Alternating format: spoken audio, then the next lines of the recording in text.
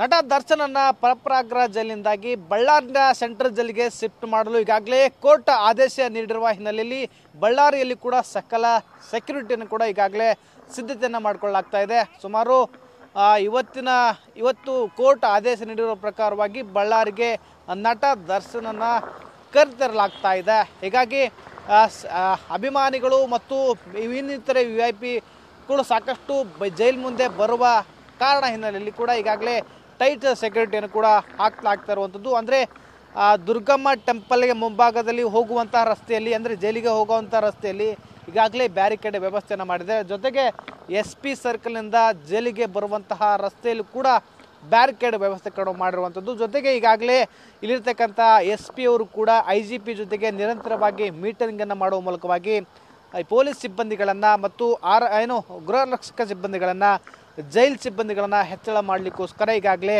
ಮನವಿಗಳನ್ನು ಸಲ್ಲಿಸಿರುವಂಥದ್ದು. ಮತ್ತು ಪ್ರಮುಖವಾಗಿ ಇಲ್ಲಿ ಸೆಕ್ಯೂರಿಟಿ ದೃಷ್ಟಿಯಿಂದ ಕೂಡ ಸಾಕಷ್ಟು ಪೊಲೀಸರ ನಿಯೋಜನೆ ಮಾಡಬೇಕಾಗುತ್ತೆ.